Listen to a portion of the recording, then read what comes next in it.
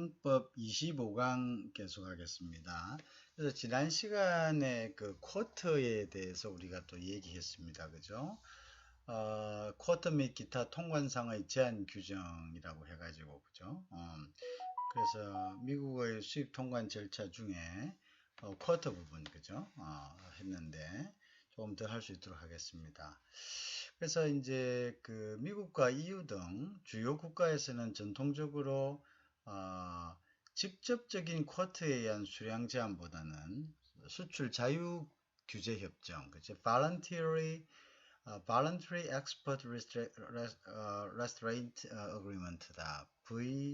VRA나 시장 질서 유지 협정, 즉 Orderly Marking Arrangement (OMA). 요건 그 Orderly Marking Arrangement, 요게 OMA 자주 나옵니다. 이게 같은 소위 회색지대 조치, 이제 Green Area Measurement, 우리가 measurement는 조치라는 뜻이죠. 뭐를 갖다가 재다 이런 뜻인데, 이걸 갖다가 우리는 다른 말로는 조치랍니다. 그래서 회색지대 조치란 것은 앞전에도 얘기했다시피 우회하는, 그죠? 우회하는. 그러니까 이제 직접적으로 어떤 것을 규제한다면 그게 이제 WTO의 어떤 그 자유무역 정신에 그 위배되는 보호무역주의가 되기 때문에 우회해서, 그래서 이제 그 이렇게 같은 효과를 내는 것, 그죠? 우회해서 같은 효과를 내는 것을 우리가 그 회색지대다, 그래서 gray area measurement다, 이렇게 이제 보는 거죠. 자, 그래서 이제 이런 것들을 이용을 해서 시장 접근을 제한하는 경우가 많이 왔습니다. 그죠? 자, 그 다음에 이제 보통 보면 섬유류 무역에서도 다자간 섬유 협정, Multi-Fiber Agreement, MFA에 근거하여 주요 섬유 수출국과 쌍무협정을 통해 이들 국가들이 섬유 수출을 자율 규제하도록 하여 왔죠. 그죠? 이렇게 우회해서. 또한 이제 미국 등에서는 무역 피해 조사, 판정 절차 등을 이용하여 해당 수출국과의 협상을 통해 자발적으로 수출을 규제하도록 유도하거나 압력을 행사하는 방법으로 실질적인 수익 규제를 하고 있습니다. 그죠? 미국의 현 헌법상 대외 통상을 규율할 권한은 의회에 있습니다. 그죠? 그래서 이제 쿼터 제도의 경우에도 미국 의회가 입법을 통해 직접 쿼터를 설정하거나 대통령이 쿼터의 설정 권한을 부여하는 입법을 하는 방식으로 쿼터를 간접적으로 설정하게 된다. 근데 이제 앞전에 또 우리가 이 공부를 했지만 통상에 관해서의 어떤 그 권한은 미국에서는 의회가 갖고 있지만 많은 부분들을 대통령에게 행정명령으로 위임을 했죠. 왜냐하면 이제 통상이라는 것 자체는 굉장히 이제 급박한 경우가 많죠. 긴급 조치가 필요할 경우가 많습니다. 예를 들어서 어떤 외국 상품이 갑자기 이렇게 들어온다든가, 이렇게 와서 이제 시장을 교란할 수도 있고, 그죠? 여러 가지가 있는데, 이제 그때 이제마다 이제 이렇게 보복 조치를 하거나 의회 승인을 받아야 되고, 이런 경우가 된다면은 그 리액션이 굉장히 좀 느려지고 실질적인 효과를 발휘하기가 굉장히 힘들 겁니다. 그래서 많은 부분 행정명령으로서 조치하게 하고요. 그 다음에 일정 기간이 지난 후에도 그 조치를 유지할 필요가 있을 때는 어떻게 한다? 의회의 승인을 받도록 그렇게 되어 있습니다. 왜냐하면 이제 미국 의회는 절차가 굉장히 까다롭죠. 그죠? 하원과 상원이 이제 양원제로 되어 있고요. 그 다음에 상원에서 올라간 안은 반드시 하원에서 올라간 안은 상원을 거쳐 가지고 다시 이제 합의를 이루어야 되는 이런 좀 복잡한 시스템으로 되어 있습니다. 따라서 어떤 급박한 그런 그 상황 하에서 보통 조치가 이루어지는 통상 상황에서는 행정부에 많은 권한이 위임되어 있다라는 것을 우리가 이제 얘기를 일전에 한 적이 있습니다. 그래서 이러한 그 그레이 에리어 매니지먼트, 회색 지대 조치, 그죠? 그러니까 이제 우회해서, 그죠? 직접적으로 뭔가 이렇게 그 규제를 한다면 어떤 규율, 어떤 규범에 바로 이제 부딪히는 이런 이제 그 모습이 되니까 이거를 우회해가지고, 그죠? 우회해가지고 자율 규제하도록, 그죠? 규제하도록 하는 것을 우리가 회색 지대 조치다 이렇게 이제 이야기합니다, 그죠? 자, 그 다음 볼까요?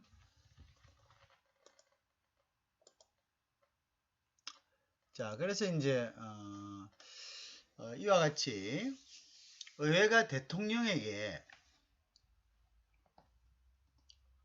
쿼터의 설정 권한을 부여하는 경우요. 쿼터는 대통령 포고, the president,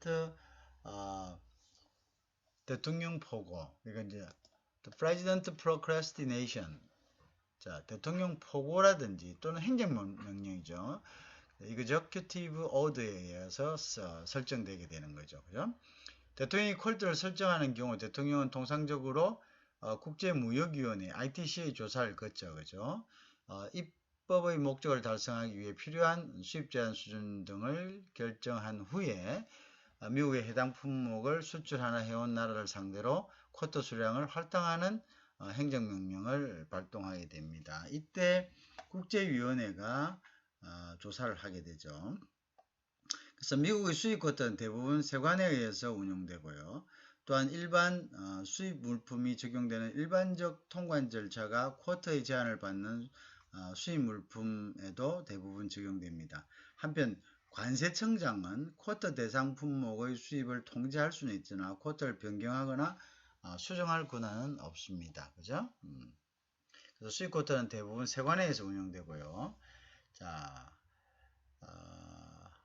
그래서 이제 또한 일반 수입 물품에 적용되는 일반적 통관 절차가 쿼터 제한을 받는 수입 물품 대부분 적용된다는 것을 이제 알아야 됩니다. 그죠?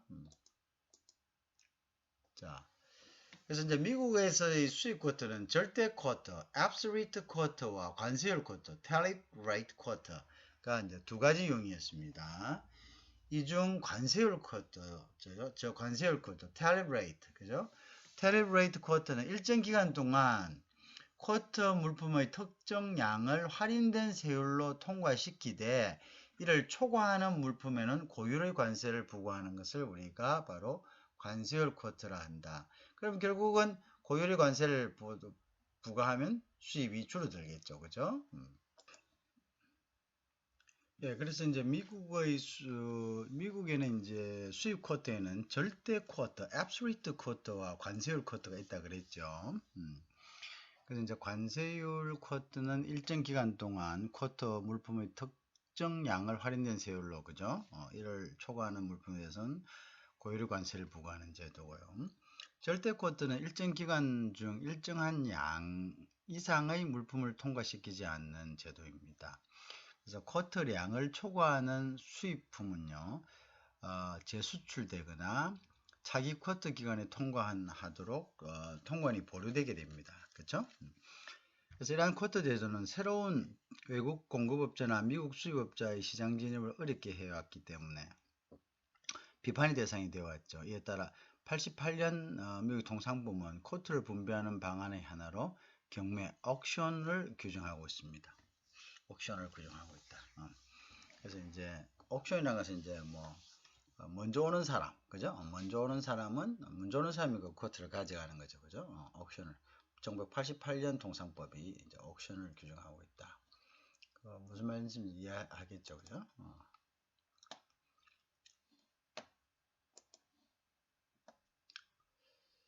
자, 그래서 이제 보면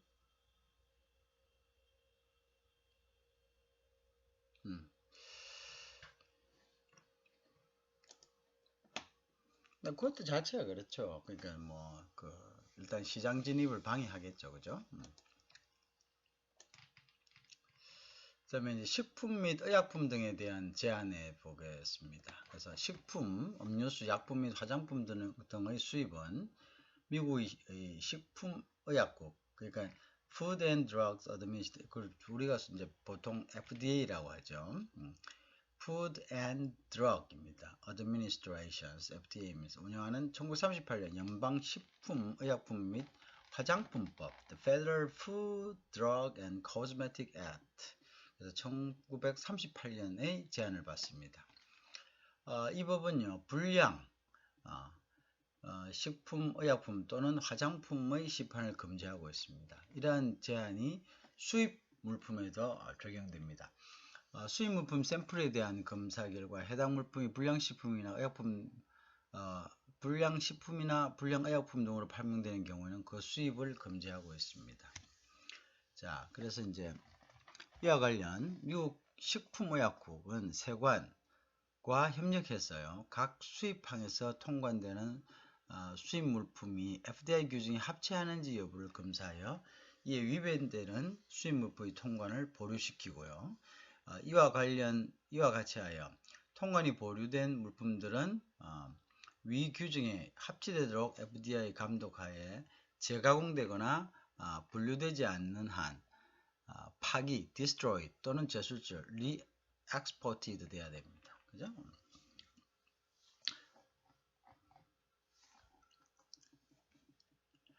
재가공되거나 또는 뭐 다른 캐테고리로 분류되지 않으면요. 그 다음 destroyed 됩니다. 그죠? 또는 재술절, re-exported 돼야 됩니다.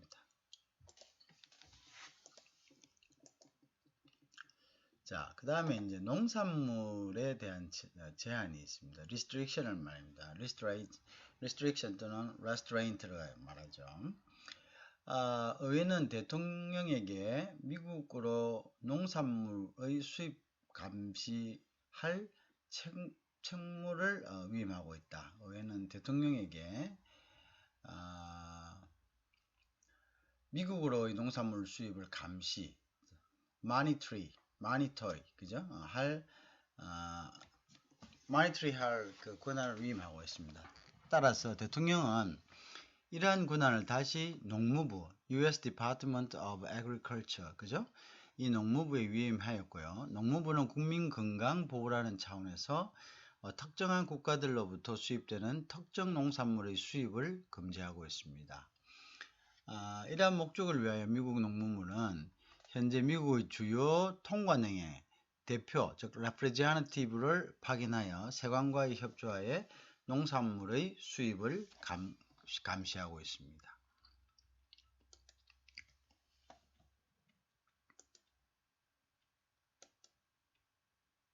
자, 쿼터 및 기타 통관상의 제한 규정을 보겠습니다. 자, 그 다음에 저작권 보호 및 불법 복제물의 수입 금지죠.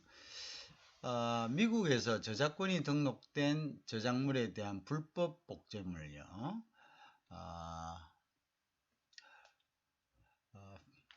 그 다음에 수입은 금지됩니다. 그래서 이제 저작권자는 불법 복제물이 수입되지 않도록 하기 위해 세관에 저작물을 등록할 수 있습니다. 그죠? 저작권자는 세관에 저작물을 등록할 수 있습니다.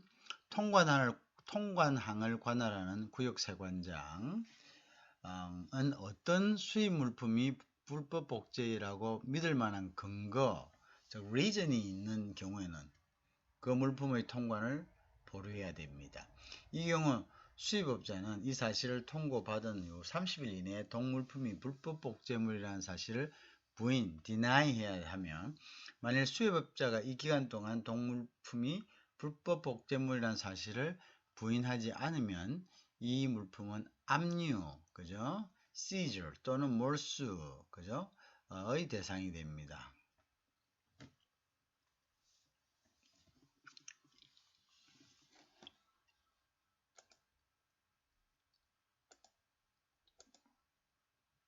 자, 그 다음에 다시 계속합니다. 저작권 보호 및 불법 복제물의 수입 금지에서 만일 수입업자가 수입된 물품들이 불법 복제물이 아니라고 부인하는 경우에요. 구역세관장은 해당 저작권자, 즉 카피라이트 오너에게 수입된 물품의 샘플을 보내줘야 한다. 이를 받은 저작권자는 30일 이내 해당 물품의 통관 금지를 요구하는 서면 진술서, 즉 written statement를 제출할 수 있다. 자, 저작권자는 또한 관세청장, the Commissioner of Custom의 관세청장이 동물품의 불법 복제물이 아니라고 판정하는 경우요, 관세청장이 수입자 등의 피해가 없도록 하기 위해 보증을 제공해야 한다. 보증을 제공해야 한다. 즉 반드를 포스트 제공하다. 포스트를 해야 된다.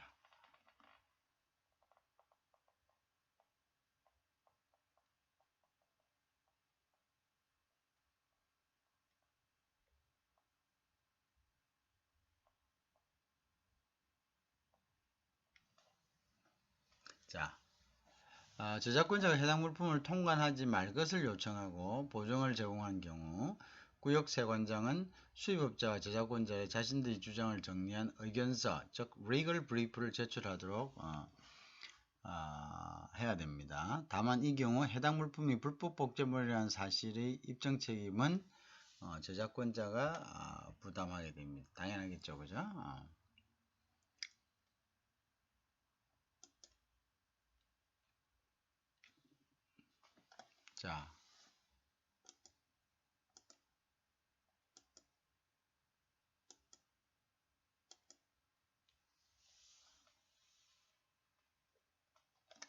자,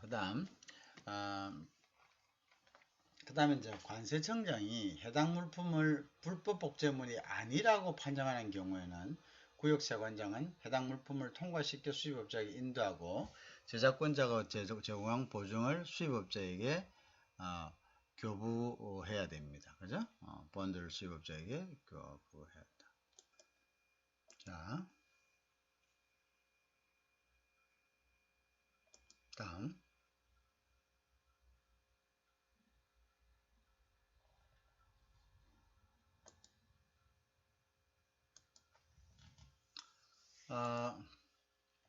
그다음에 관세의 청산입니다. 자, 지금은 이제 미국의 통산정책과 주요 통산법에 있어서 미국의 수입 통관 절차를 지금 학습하고 있습니다. 자, 관세의 청산이란 것은 관세 납부 의무 봅시다. 관세를 납부하려면은 세관 규칙, 그죠? custom regulation 및 법원 판례, 그 다음에 코트 디시전상 해당 물품이 미국으로 수입될 당시 서류상 수입업자의 개인적 채무, personal debt of the import of a record that attaches the time of the entry입니다. 이거는 이제 수입될 당시 서류상 수입자의 개인적 채무가 바로 뭐냐면 관세다.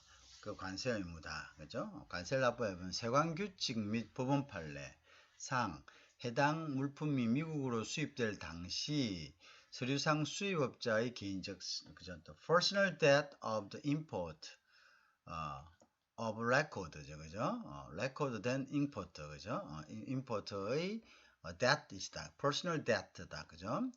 자, 어떤 레코드된 어떤 되냐면 that attaches at the time of entry 즉 뭡니까? 수입될 당시 수입될 당시에 attached 부여된 그죠? 부여된 그러한 수입업자의 어떤 하나의 debt다. 그죠? 서류상 수입은 개인적 채무다. 서류상 그죠? 채무다.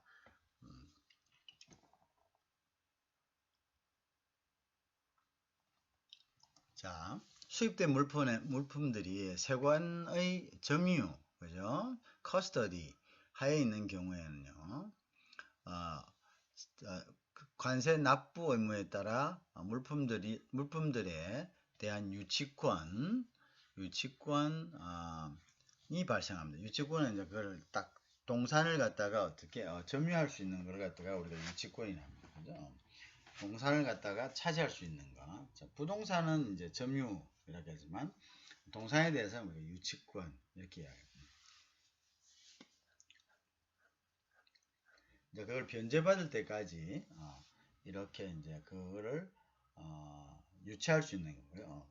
사용하지 못하도록 그 판매하지 못하도록 할 수 있는 거죠. 그죠? 그걸 우리가 이제 유치권이다 이렇게 이야기합니다.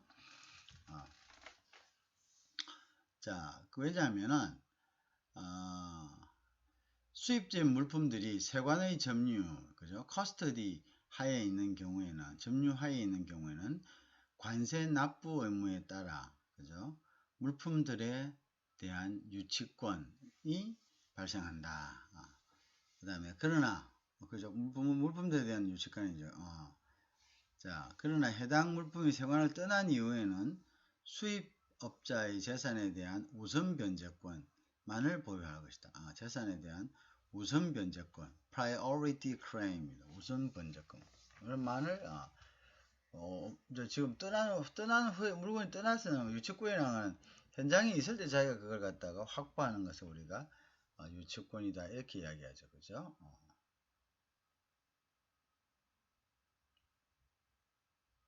자, 그 다음에 자, 그러나 해당 물품이 세관을 떠난 이후에는 수입업자의 재산에 대한 우선 변제권만을 보유할 뿐이다. 그죠? 일반적으로 세관에서는 관세의 징수를 확보하기 위한 조치를 취하고 있습니다. 즉 수입되는 물품이 통관항에 반입되면 수입업자는 추정관세액을 예치, 즉 추정관세액을 디포짓을 해야 합니다. 이에 따라 세관은 동 물품이 세관의 점유하에 있을 경우 그 물품에 대한 유치권과 함께 이와 같은 예치금을 확보하게 됩니다. 그죠? 자, 관세 납부의 의무를 지금 배우고 있습니다. 누가 말 그대로 지금 뭡니까? 용접 뭡니까?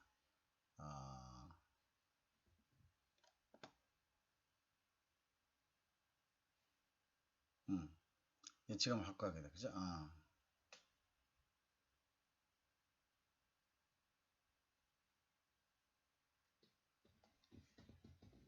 예치금을 확보하게 된다.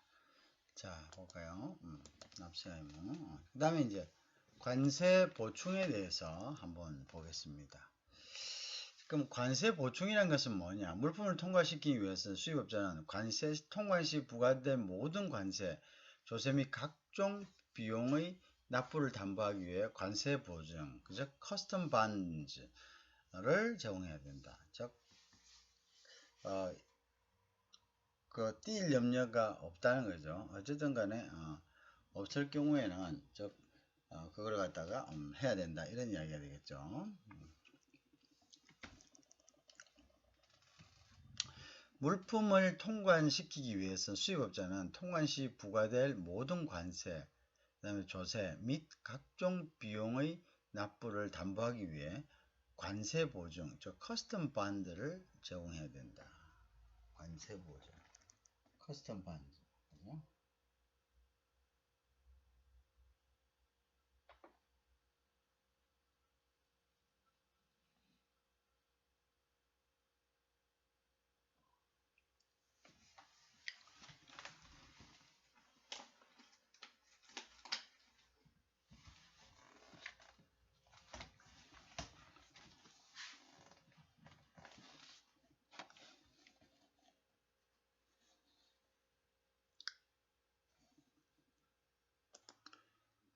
보증금은 일반적으로 미국은 보험회사에서 의해 보장된 정서 형식을 취하죠. 우리도 뭐 서울보증보험 이런 게 있죠.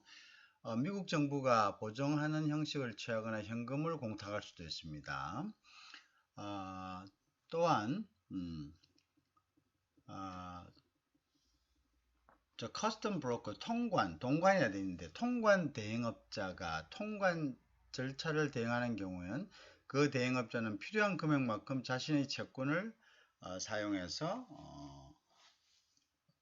보증할 수도 있습니다. 그죠? 보증의 액수는 관세 등 납부 또는 법률 규정의 준수를 보장하기 위해 필요하다고 세관에서 인정하는 as the collector may deem necessary 이렇게 되어 있습니다. 자, 금액, 그죠? 세관에서 인정하는 금액으로 관세 납부 의무가 있는 것으로 생각되는 액수를 초과하는 것일 바에, 그죠? 초과하죠. 원래 넉넉하게 받아 놓잖아요, 그죠? 그래서 이제 보증금은 관세 등의 납부 또는 법률 규정의 준수를 보장하기 위해 필요하다고 세관에서 인정하는, 그죠? 그래서 이제 그 문구는 as the collector may deem necessary다, 그죠?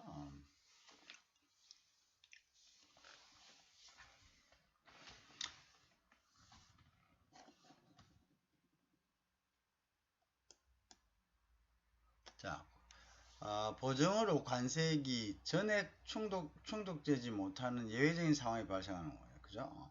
보증으로도 관세액이 다 안 된다.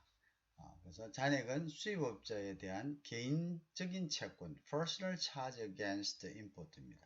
개인적인 그거예요. 채권이 되며 다른 모든 미국 정부의 채권과 마찬가지로 연방검사, 즉 US Attorney가 그 징수를 담당하는데 동채권은 수입업자에 대한 여타의 부담부 채권보다 우선 변제권이 있다. 그죠? 뭐라죠? 징수를 담당하는데요. 연방검사가 그 징수를 담당하는데 이 채권은 수입업자에 대한 여타 부담보 채권보다 우선 변제권이 있다. 우선 변제해야 된다. 그죠? 우선 변제해야 된다.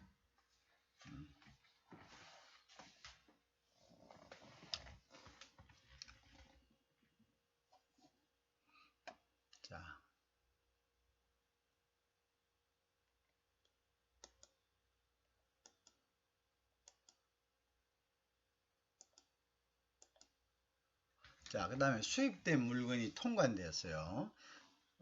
죄송합니다.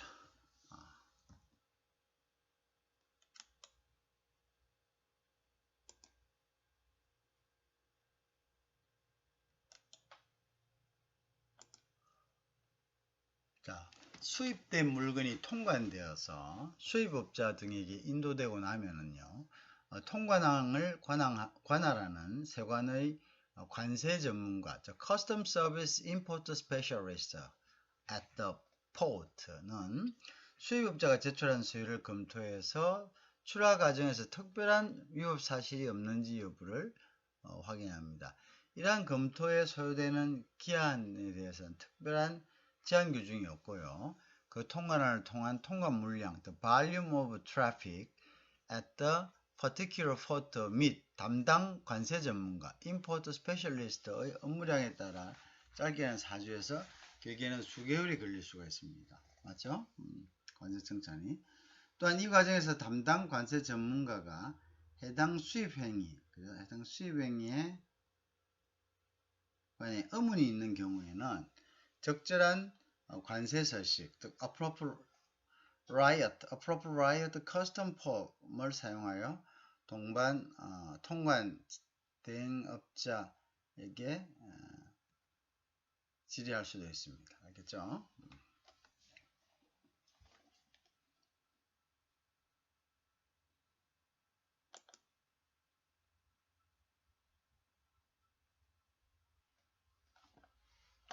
자,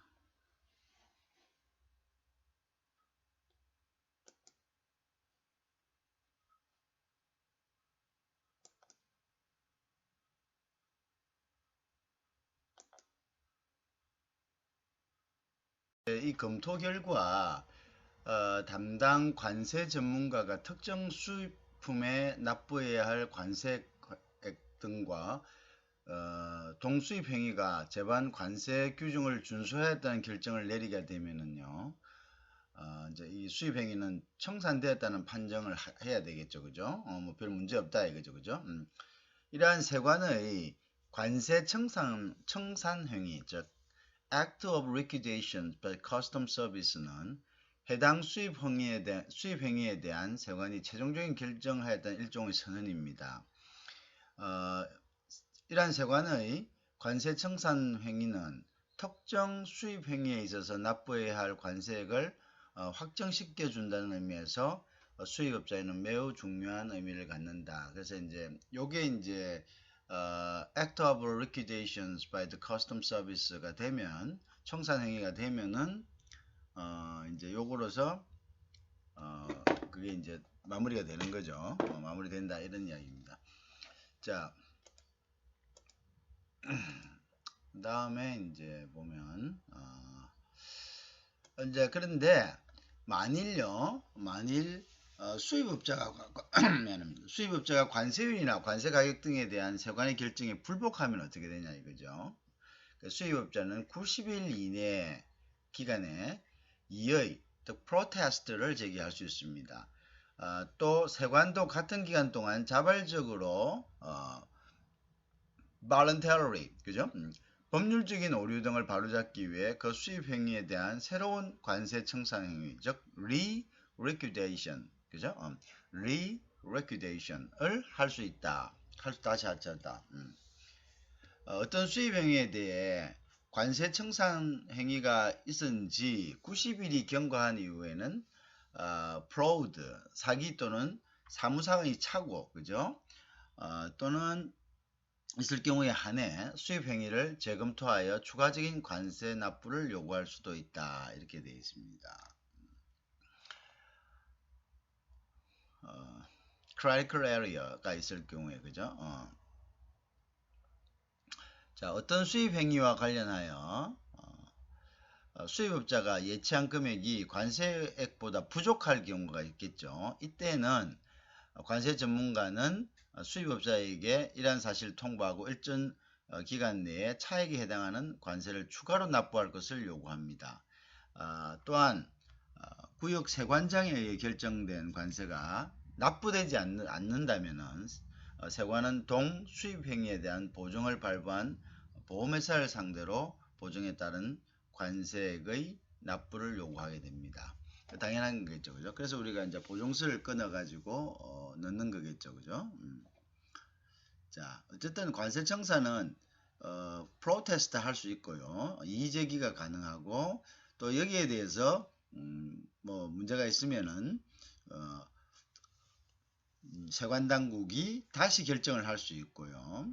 또 이제 만약에 이제 뭐 이렇게 다른 여러 가지 이제 사기나 착오가 있는 경우에 착오로 인해서 관세액이 책정되면은 이 또한 이제 재검토돼서 추가적인 관세를 납부할 수 있고 또 여기에 대해서 차액을 요구하는데 차액이 이제 그 납부가 되지 않을 경우에는 보증보험에서 차감해 가게 된다. 뭐 이런 내용이 되겠죠. 거의 뭐 우리나라도 비슷한 그런 이제 절차죠, 그죠? 그래서 이제 만약에 그 불복하는 경우에는 수입업자는 관할세관 (appropriate custom office의) 행정적 검토, 그러니까 이제 이거를 administrative review라 합니다. administrative review를 요구하여 이의신청을 제기할 수 있죠. 프로테스트 할 수 있다. 이의신청이 기각되고 부과된 관세 전액을 납부한 경우에는 이러한 사안에 대하여 전속권을, 전속이라는 것은 독점적, 전적으로 해서 exclusive, 그죠?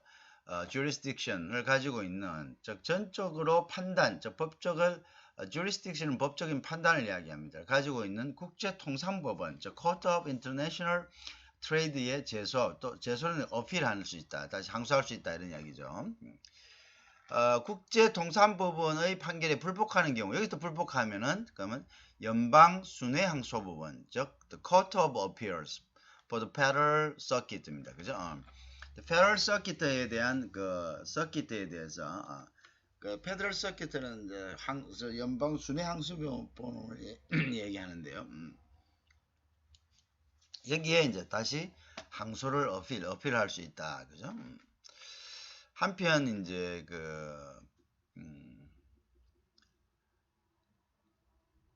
한편 해당 수입 물품과 유사한 물품을 생산하는 국내 생산자도 해당 수입 물품에 대한 과세가 지나치게 낮다고 책정되어 생각하는 경우 국제통상법원에 보다 높은 관세율을 적용할 것을 요구하는 민사소송을 제기할 수 있다. 그렇죠? 이제 그 국내 업자들 같은 경우는 이제 관세가 낮으면은 자기네들이 오히려 더 이제 해를 보게 되니까 관세 올려라 이거죠. 관세 올려라, 관세 올려라 이제 이런 취지겠죠, 그죠? 관세 올려라 하는 취지다. 그래서 이제 민사소송을 제기할 수 있다 이렇게 돼 있죠. 자, 그러면 이제 민사상의 제재는 어떻게 되냐? 자, 1930년 관세법 Tariff Act of 1930의 592조는 고의적인 기망행위, 그래서 프로드죠. 일종의 이제 속이는 거죠. 중과실, 즉 gross negligence, 즉 어떤 나태하다. 그러니까 자기가 이제 뭔가를 게으름을 부렸다는 뜻, negligence 한다. 또는 과실 또는 negligence로 중요 사항에 관한 허위 내용의 서류를 제출하였거나 또는 진술들을 하였거나 이에 대한 서류 제출 또는 진술을 누락하는 방법 등으로 물품을 수입하거나 수입하려고 시도하는 행위를 이야기하죠. 및 그 교사, 부추기는 거, 조정하는 거, 방조, 그냥 보고 있는 거 이런 것들을 전부 금지하고 있습니다. 다만 그러니까 교사나 방조라는 게 굉장히 좀 포괄적입니다. 그죠? 교사나 방조, 시켰다 또는 알았는데도 모르는 척하고 있었다. 뭐 이런 것들을 우리가 교사나 방조 행위다 이렇게 이야기하죠. 다만 업무상의 실수, 그죠? 그래서 이제 요거는 이제 소위 이야기하는 이제 착오, 그죠? 및 사실의 오인, 그죠? mistake of fact, 그죠? 요거 이제 착오죠, 그죠? 실수나 오인, 그죠? 로 인한 것일 경우에는요, 그 부주의한 행동 유형의 일부가 아닌 한 예외로 한다. 자, 그건 이제 그런 경우에는 봐준다는 이야기죠, 그죠? 자,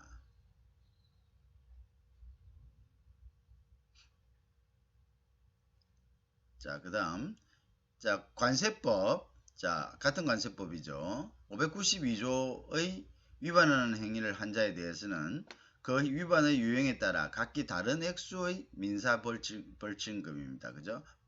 범칙금입니다. 그죠? 그래서 civil penalty 범칙금이 부과된다. 이렇게 보시면 됩니다. 다음. 자, 그러니까 이제 일단은 이제 그게 기만행위, 그 다음에 중과실 또는 과실, 이제 이게 이제 중과실 또는 과실이란 것은 자기가 알 수도 있었는데도 불구하고 그것이 자기의 negligence, 나태로 인해서, 태만으로 인해 가지고 발생한 경우, 그죠? 또는 이제 고의로, 그죠? 고의로 아까 이야기했다시피 뭐 진술이나 서류 제출을 누락하는 방법으로, 그죠? 수입을 하거나 또는 기도하는 행위, 교사 방조, 이거 전부 다 금지되는 거죠. 이제 그런데 실수, 그냥 업무상의 실수 및 잘못 알고 착오를 일으키거나 오인의 착오를 일으키거나 이런 것은 그것은 이제 예외적으로 그냥 이제 이렇게 뭡니까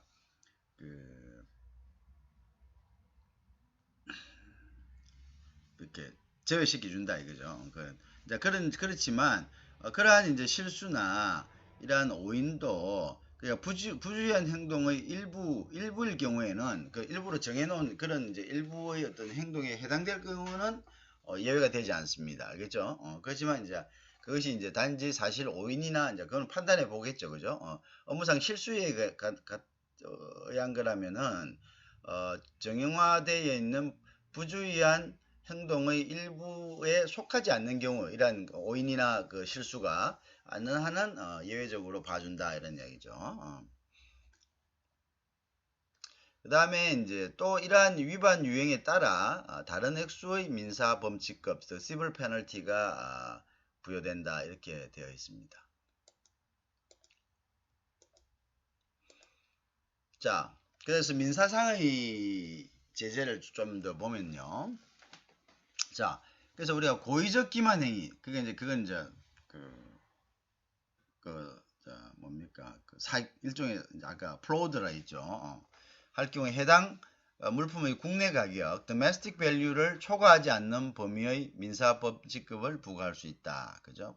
고의적인 기망행위라는 고의적 위반을 한 경우는 해당 물품의 국내 가격을 초과하지 않는 범위 내에서 국내 가격을 초과해 버리면 어떻게 되겠습니까? 그러면 그것도 결국 수입하지 말라는 게 되겠죠. 그죠? 그것도 일종의 보호무역주의의 어떤 그런 것으로서 하나의 방법으로서 우회적으로 이용될 수가 있겠죠. 그래서 이런 이제 의심을 살 만한 행위들은 아무리 상대가 이제 위반 행위를 했더라도 거기서 국내 가격보다 더 높은 가격을 부여해 버린다면 그건 결국 이제 무역 제한의 어떤 의심을 받을 수가 있겠죠.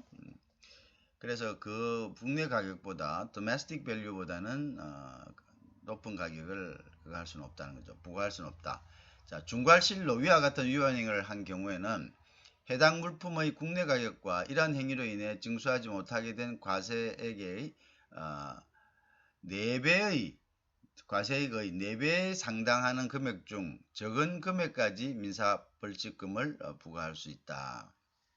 그러나 그 위반 행위가 과세 부과에 아무런 영향을 주지 않았다면 해당 물품의 과세가액, 그죠?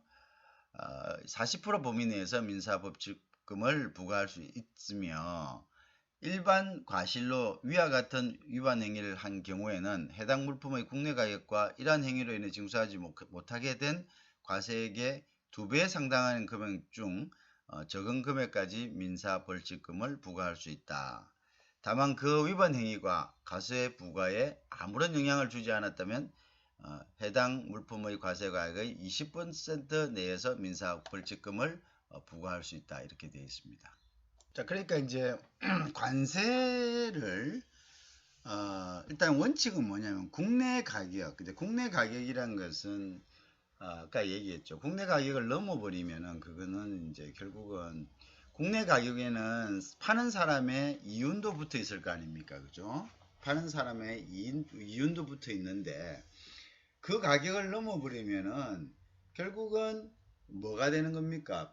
수입하지 말라는 그게 되잖아요. 그래서 국내 가격을 넘는 거는 갖다가 안 된다 이거죠. 그래 되면 이제 보호무역주의의 어떤 그 회색지대로서 이걸 갖다가 이제 말은 이제 위반에 대한 과세라 하지만 결국은 전국적으로 이게 뭐가 되는 거죠? 전국적으로는 사실은 무역을 갖다가 방해하는 게 되잖아요. 그래서 국내 가격에는 파는 사람의 그 이익도 들어가 있잖아요. 프로핏도 들어가 있는 상태인데요. 그죠? 그러니까 이제 그런 것들을 넘어서는 안 된다는 게 일단 원칙입니다. 벌과의 원칙이요.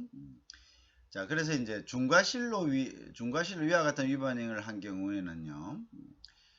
기준이 뭐냐면 2개 중에 선택을 하는 거죠. 저 국내 가격 하나, 국내 가격이 얼마인가 보고요. 이러한 행위로 인해서 징수하기 못하게 된 과세액이 예를 들어서 이 사람이 한 20%를 예를 들어서 이제 100만 원을 내야 되는데 이제 이 사람이 이제 그 절반으로 계산을 했어요. 그러면 만약에 얼마가 이제 뭐 징수 못했습니까? 50만 원 징수 못했죠, 그죠? 근데 이제 50만 원이 내보면 5, 4, 20, 200만 원이잖아요. 그래서 이제 200만 원을 갖다가 더 징수를 하든가, 더 추가로 부과를 하든가. 자, 그런데 이제 이 200만 원이 만약에 국내 가격이 150만 원이다. 그러면 이제 200만 원을 징수 못 시킵니다. 그러면 150만 원, 그 더 작은, 그러니까 자, 작은 금액은 어떤 겁니까? 국내 가격이 150만 원이면 과세액, 즉 징수하지 못하게 된 과세액의 4배에 해당하는 금액은 200만 원이지만 200만 원 징수 못하고 150만 원 미만으로만 징수할 수 있다. 이런 이야기입니다. 그죠? 자, 그런데 이런 위반 행위가 과세 부과에 아무런 영향을 주지 않았다면은, 자, 일단은 과세 부과에 과세 부과를 갖다가 하지 않았거나 아직 과세 부과를 하지 않았거나 아니면은 뭐 과세 부과는 제대로 되었거나 정당한 그로 되었는데 이제 일단은 이걸 갖다가 그 여기에 이제 위반 행위에는 여러 가지가 있습니다. 서류를 갖다가 뭐 조작하거나 그래서 여러 가지 있죠. 또 과세 말고도 또 다른 여러 가지 그 목적에 의해서 조작할 수가 있겠죠. 그럴 때는 이제 뭐냐 어떤 페널티냐면은 이제 관세 가액 거의 40% 범위 내에서 그죠? 민사벌칙금을 부과할 수 있다. 그렇게 이제 돼 있고요. 그 다음에 중과실이 그렇고요. 일반 과실은 조금 떨어집니다. 일반 과실은 국내 가격하고 비교해 가지고 2배에 해당하는 즉 받지 못한 관세의 2배에 해당하는 금액 중에 적은 것, 즉 이게 만약에 이제 추징금이 일반 국내 가격보다 작으면 그대로 2배에 해당하는 것을 그대로 받고, 만약 이게 국내 가격보다 더 높으면 국내 가격보다 좀 낮은 가격으로 추징할 수 있다, 이런 이야기가 됩니다. 그죠? 그래서 어쨌든 국내 가격을 기준으로 해서 그 국내 가격의 밸류를 넘지 못하는 수준에서 dutiable value of the merchandising 한다는 거죠. 그죠? 관세 가액의 범위에서 40% 그죠? 그렇게 한다, 이렇게 이야기합니다. 그다음에 일반은 이제 그건 중과실 때는 40%, 만약에 어떤 영향을 미치지 않았을 때는, 그다음에 이제 일반의 경우에는 일반 과실은 20%, 그거 조금 낮아진다. 그죠? 이렇게 되어 있습니다. 자, 그래서 이제 민사 제재와 더불어도 형사 제재도 할 수가 있는데요. 그래서 아주 미국 관세법은 이런 부분에 대해서 아주 엄격하게 규제를 하고 있죠. 그죠? 자, 그래서 이제 그런 부분들이 있다는 거 여러분들 아셔야 됩니다. 자, 그렇지만 국내 가격을 넘을 수는 없다. 그죠? 그 부분만 우리가 조금 정리를 하면 되겠네요. 그죠?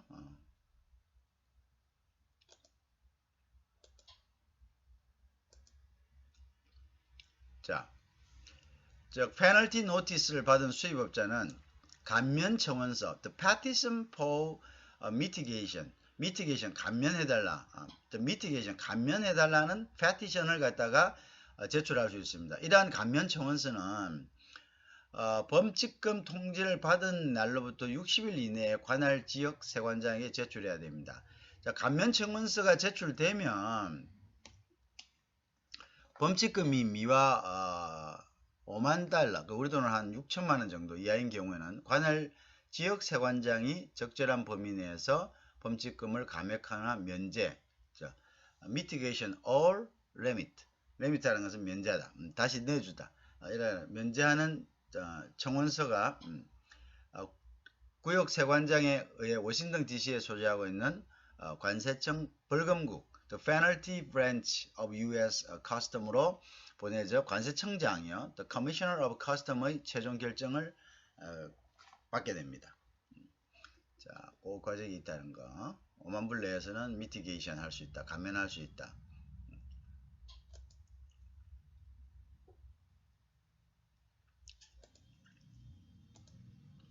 자, 그래서 이제 수입업자가 감면 청원서에 대한 세관의 결정에 대해 또 불만이 있을 수 있겠죠. 그러면 구역세관장에게 추가 감면 청원서, supplemental petition for mitigation을 제출할 수 있습니다. 좀 더 해줘, 이렇게 감면 청원에 대한 세관의 결정. 이에 따라 지역 관세청장, 지방관세청장 또는 관세청장은 벌칙금 감면 여부를 제고할 수 있습니다.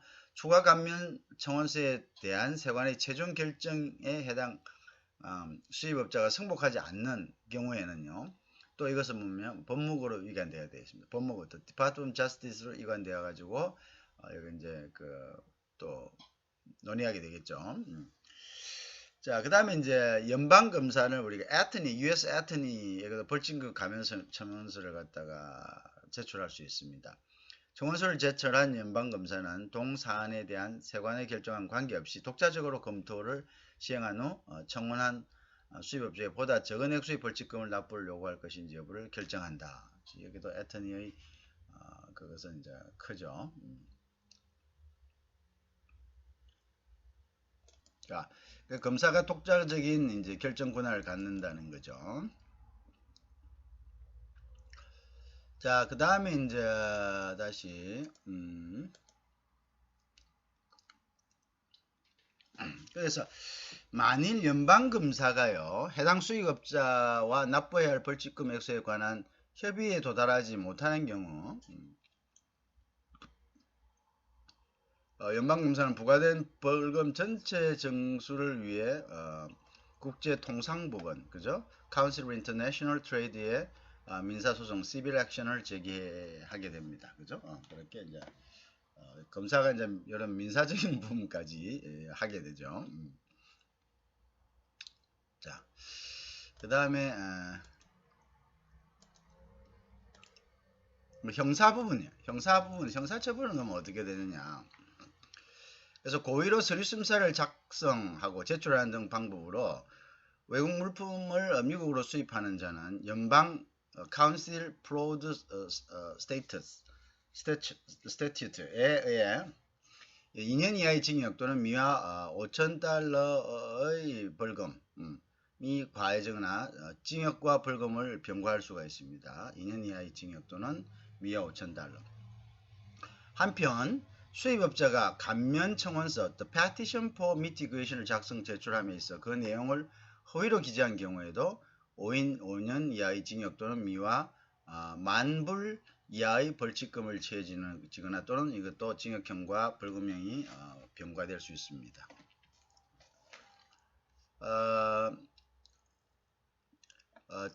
1990년 경우를 보면요. 미국 정부기관이죠. 근데 정부기관 특정하지 않았습니다. Any department or agency of United States라 되어 있고요. 관할, jurisdiction이 속하는 업무에 대해 고의적이고 의도적으로 이게 이제 그 고의적이고 의도적으로 그러면 그 알고 있었음에도 knowingly 하고죠. 또 willfully랍니다. willfully.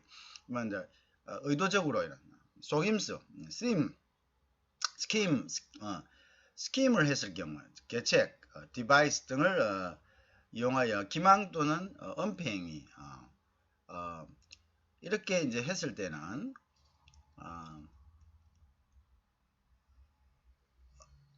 은폐행위를 해서 서류를 작성하거나 사용하는 등 행위를 한 자는 5년 이하의 징역 또는 미화 10,000불 이하의 벌금에 처하거나 양자를 병과할 수 있다라고 이제 이렇게 하고 있습니다.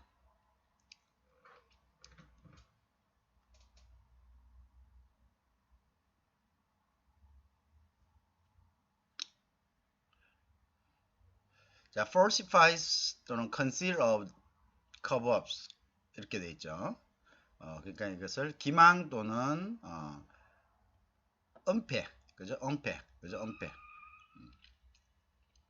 커버업 된 것을 conceal, 숨긴다 이런 이야기고, falsifies 하는 것은 기망하다 이런 뜻이죠. 속이다 이런 뜻이죠. 그죠?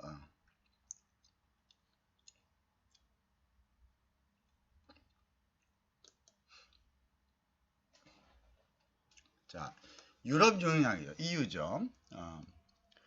유럽연합은 1993년 1월 1일부터 경제통합을 실현하면서 오늘날 최대의 경제 통합기구로서 원래 이제 1952년에 출발한 유럽 석탄 제가 발음이 좀 안 돼서 죄송합니다.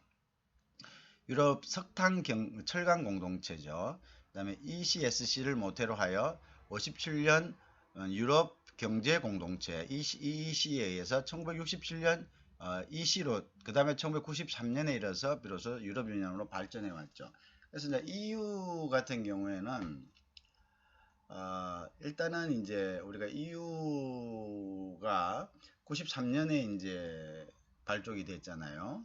근데 이게 이제 경제 EU는 세계 최대의 경제 통합 이제 나프타가 사실은 뭐 그 당시에 그거 했으니까요. 근데 EU가 경제 통합 기구뿐만 아니라 정치 통합 기구입니다. 이게 그 참 독특한 형태인데요. 경제뿐만 아니라 정치적인 어떤 유니온이죠. 그죠? EU는 그게 최고의 통합 단계를 이야기합니다. 결국은 그래서 이제 EU는 이제 2차 세계대전 이후에 사실은 독일을 견제하기 위해서 유럽 연합들이 유럽 국가들이 모였죠. 그 중에서도 이제 프랑스 같은 경우는 그 독일에 대해서 수도 파리가 점령당하는 등 아주 그 치욕의 역사가 있었습니다. 유럽 2차 세계대전 이후에. 그래서 이제 프랑스가 사실은 제일 이렇게 발끈하죠. 발끈. 그죠? 근데 이제 역으로 가장 사실은 그 2차 세계대전의 독일에 의한 그 피해가 컸고 어떻게 되면 이제 가장 감정이 깊었던 프랑스가 지금 이제 EU는 거의 독일이 리딩을 하고 있습니다.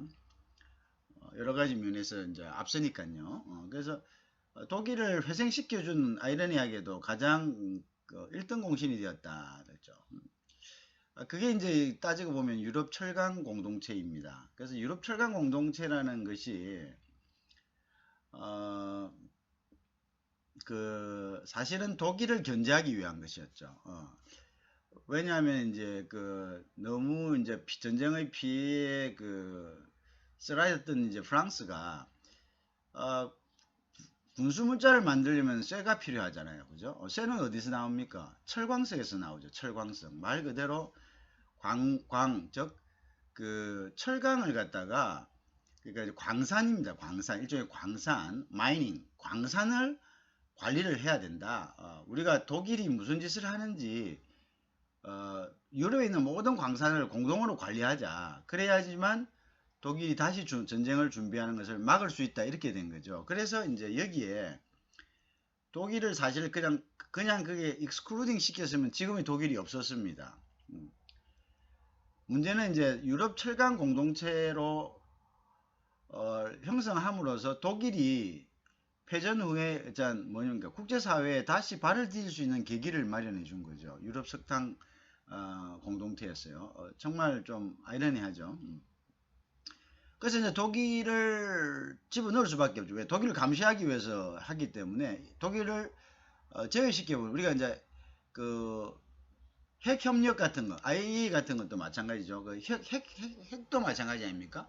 핵을 가진 나라를 통제하려면 그 가진 나라를 같이 협의에 넣어서 그 규율을 같이 적용시켜야 되잖아요. 만약에 거기서 빠져버린다면, 북한 같은 경우는 이제 그래서 빠지겠다 이거 아닙니까? 빠지면 이제 자기 나름대로 해도 제재 방법이 없는 거죠. 다른 이제 물리적인 제재 방법밖에 없는 거고, 들어왔을 때는 우리가 이제 일단은 회원국으로서 그 기본적인 이제 제재 룰을 따라야 되잖아요. 그죠? 자, 그래서 이제 독일을 끌어들였어요. 독일을 끌어들여 가지고 했는데 저기 잘 운영이 됐단 말입니다. 그러니까 별 문제가 없었어요. 그러니까 이제 여기서 어떻게 하냐면 야 우리 모여가지고 뭐 이제 됐는데 뭐 그렇게 감정으로 이렇게 할 거 있냐? 우리가 좀 더 우리가 보통 같은 거 보면 동아리나 개 같은 거 하면은 개원들 동아리 회원들 간에 친목이 되고 같은 목적으로 만났으니까 공동의 어떤 하나의 목적을 가진 경제 활동을 할 수가 있잖아요. 그래서 우리 이렇게 할 게 아니라 우리 서로 간에 우리 회원국 간에 좀 혜택을 볼 수 있는 경제 통합제를 소위 하면 이제 FTA를 만든 거죠. 그죠?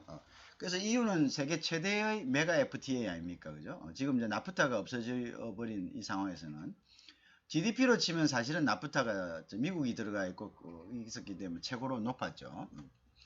그런데 이제 그래서 이제 그걸 한 거죠. 그래 하다 보니까 이게 이제 유럽 공동체, 이제 경제 공동체로 EEC 57년에 그래서 사실은 52년에 그죠? 그다음에 조금 있다가 별일 없으니까 57년에 EEC, 그럼 67년에 이제 EU, 그리고 93년에 EC 그다음에 EU로 갔습니다. 그래서 이렇게 이제 발전해 나갔죠. 그죠? 그랬다. 그래서 지금은 이제 EU에서 독일이 가장 큰 이제 경제 포션을 가지고 있고요. 얼마 전에 이제 그 영국이 브렉시트 해가지고 일단 완전 지금 100% 탈퇴된 건 아니지만 거의 이제 탈퇴 단계를 걷고 있고요. 이제 이런 상황이 된 거죠, 그죠? 그러니까 이제 프랑스는 지금 뭐 그냥 또다시 이제 독일의 이제 어떤 통제를 받게 되는, 그죠? 경제적 통제를 받게 되는 이제 그런 이제 아이러니가 다시 일어난 거죠. 그래서 그러니까 항상 이런 EU의 탄생을 보더라도 우리가 그 어떤 상대에 대해서 진정 상대를 이기는 방법이 어떤 것이냐. 너무 거기에 집착해 버리면은 오히려 상대를 부스팅 시켜주는 역할을 한다라는 것을 EU의 경우를 보더라도 프랑스와 독일의 경우를 보더라도 우리가 잘 알 수가 있습니다. 그래서 EU의 대외 통상 정책에 관한 법적 근거는 그 다음에 그 1951년에 4월에 대해서 52년부터 이제 출발하죠. ECSC, 그죠? 철강 및 석탄 및 철강 제품의 경우 57년에 체결된 EEC 조약, 그죠? 그 다음에 아까 57년에 EEC, 그 다음에 67년 10년 있다가 EU 공동체로. 자, 그래서 이제 EU는 우리 EU 통상기구를 지금 보고 있습니다. 이제 그래서 여기 이제 형사처벌이라 되어 있는 건 요거 좀 타이틀이 잘못되었습니다. 그래서 그거는 좀 수정을 나중에 내가 올려드릴 때는 수정을 좀 해서 올려드리겠습니다. 우리는 지금 이제 미국의 통상기구 통상체제를 봤고요. 지금은 이제 EU의 통상체제를 보고 있습니다. 그래서 이제 로마 조약에서 찾을 수 있습니다. EU의 통상 그러니까 이제 EEC인데요. 이제 우리 진행 과정을 봤지 않습니까? 그래서 이제 EEC 조약 그 EEC 조약의 근본은 로마 조약에서 보면은 각자 회원국 EU가 승인을 하되 각자 회원국이 독자적인 통상 정책을 수립 집행해 나가고 있다. 이렇게 보시면 됩니다. 그래서 이제 통일적인 규범이 마련되지 아니했다. 그죠?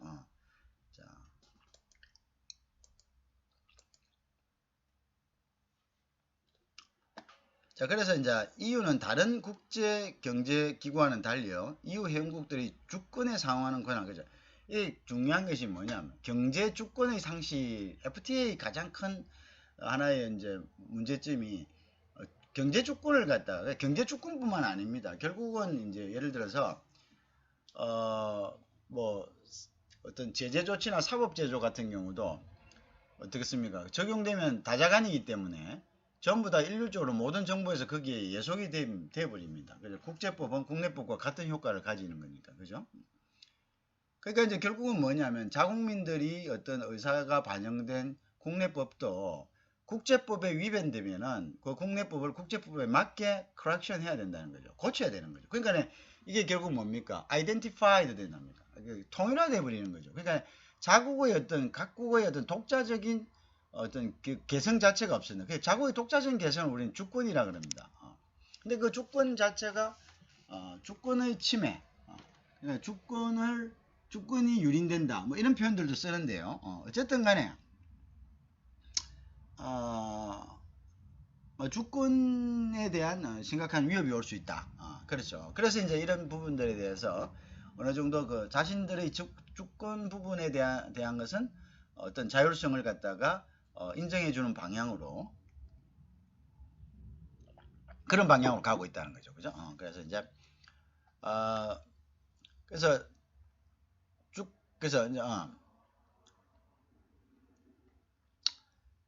그래서 이제 그런데 이제 EU 같은 경우에는요. EU는 보면은 이제 이러한 것들이 굉장히 우리가 아까 EU를 뭐라 했습니까? 정치 경제적, 그죠? 정치 경제적인 어떤 공동체다. 정치 공동체라는 것은 법적인 부분도 같이 한다는 겁니다.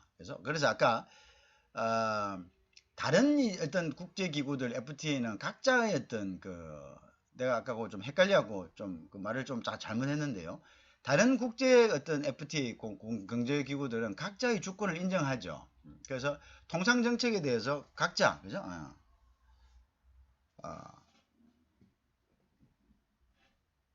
나아갔는데 EU 같은 경우는 공동의 정치 경제 공동체입니다. 그래서 어떤 법적인 분야에서도 공통의 통상 정책을 EU 자체에서 수립합니다. EU 대표부. EU는 이제 EU 대표가 있고요. 우리 EU 대표는 이제 대통령에 해당되는 거죠. 그 다음에 EU 의회가 있고 그렇습니다. EU 의회는 또 어떤 식으로 뽑느냐 하면은 각 나라별로 우리나라 국회의원 뽑듯이 각 나라 인구수에 비례해 가지고 또 대표자들을 또 그 선출합니다. 뭐 똑같습니다. 그러니까 정치 경제 공동체다. 다만 아직 세세적인 어떤 규범이 EU 자체에서 마련되지 않은 경우에 한해서 어떻게 한다?